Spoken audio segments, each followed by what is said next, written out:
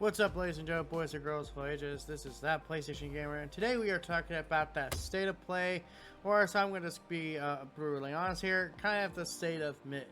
Now, I'm going to say there were some few highlights that honestly caught my attention, but besides that, honestly, this was the state of, hey, release dates and stuff we expected to see, and one, I guess, big surprise, which wasn't really that shocking, but also kind of shocking, just the fact that it was a different studio. So, honestly, one of the big highlights was Marvel's Wolverine. The pre-orders have now gone live. Honestly, I'm very excited for this game just because it's a Wolverine game and it looks really fucking good. While this part was playing, I was actually doing some build stuff real quick. But what I was paying attention to in my free watch, yeah, the gameplay looks very solid. It looks like what I expected from a Wolverine game.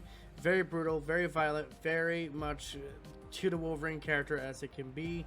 And of course, Jean Grey shows up. I'm not surprised in the slightest because according to the leaks, Jean Grey was going to be in the game, and a lot of people, of course, jumped down that game's the leaks' throats. But overall, I think this game looks good. I think Jean looks good. I think Mystique looks good. I think Sabretooth actually looks really good and pretty close to the comic. So yeah, that's a big highlight. They also announced a new character for Marvel, Token Soul. Of course, you're going to have Doctor Doom because, you know, Doomsday's coming up at some point. Obviously, we got freaking Magneto. We have Carnage, which has got me thinking maybe we get Venom at some point. And there was like one more I kind of forgot about. But yeah, Magneto, Doctor Doom, Carnage, and what other fucking character. It's like, cool. I am probably going to end up playing this game, to be honest, just because it does look actually like a good roster of characters, and I'm actually surprised that they're going pretty fucking deep into the Marvel stuff. So yeah, that looks cool. Then of course most of the show was just kind of here and there. Like yeah, I'm not trying to sit here and say everything looked bad or boring. It's just like it's stuff we expected to see. Like that's really how I describe the most of the show. Stuff we expected to see. You know, it's just like, hey, you know, it's nothing bad. It's nothing great. It's just what you expect to see out of State of Play. You expect to see the stuff. I thought we were going to get bigger announcements. I thought there was a slim possibility, but I thought there was a chance GTA 6 could be here. Because for what we know, Sony has the marketing rights to the freaking GTA 6 game. So why wasn't it here? I don't know. Maybe Rockstar retained some of those rights to, you know, show their trailers when they want to show them. So that's a strong possibility. But of course, so we got closer to the end of the show, and of course we get back rounded out to the PlayStation, and of course, actually there was some somewhat shocking news. Phantom Blade Zero had been delayed for about 20 days. Apparently they need a little bit extra help with the finishing touch of the game, but it does actually look really good. I am very excited to play for Phantom Blade Zero. And hey, now September, it's not going to hurt my wallet as much. There was no Kena Bridge of Spirits, or Kena Bridge of Spirits 2, by the way, which was kind of shocking, because I was like, really? You think this game would be like there? Because, like, supposedly this game's coming out this year. It's like, this supposedly is a game Sony's got some kind of hands on, and it's like, I guess there'll either be a Jeff show or the Xbox show, but I was like, man, I'm kind of getting worried, man, that game that's going to get delayed out, if it's supposed to be this year, because, like, brother, if you're trying to go out in November against GTA, it's just not gonna work, okay? It's just not gonna work. But of course, one of the big announcements, the only real big surprise is Until Dawn 2. Yes, they are actually making a sequel. No, it has nothing to do with the previous cast. It sounds like this is just like them kind of resetting.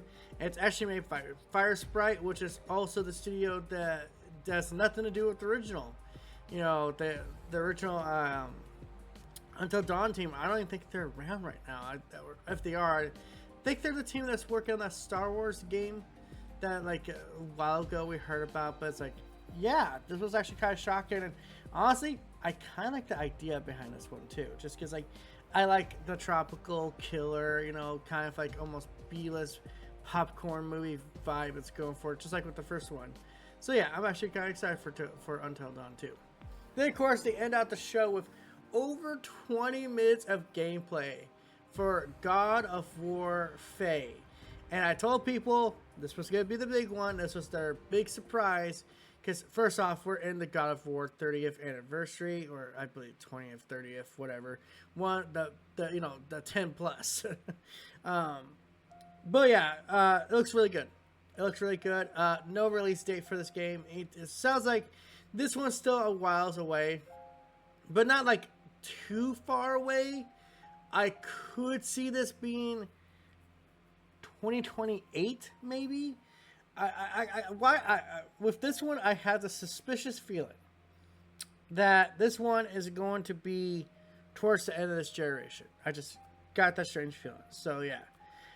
But it does look good. And I'm sorry to anyone out there who is upset that there's a female lead in the God of War series. I've said before, this is something that needs to happen at some point. The God of War franchise does not need to pull away from Kratos completely, but it does need to branch away from him for a bit. And they did describe this actually as a mainline game. This is not a spin-off game. This isn't a short game. This is the game that Cory Barlog has been working on. This is the one that he has been, really passionate about. So, because it's Cory, because it's God of War, I want to give it a chance. So overall, this state of play, honestly, it wasn't bad. It wasn't. I'm sorry to everyone out there who thinks this was bad. I'm sorry this didn't have the big surprises. Yeah, again, I don't go into state of plays with big expeditions of big surprises. Like, at the most I want is like one game I haven't heard about and release dates. And we got plenty of release dates, release windows. The only one that we really didn't get a release window on is God of War Faye.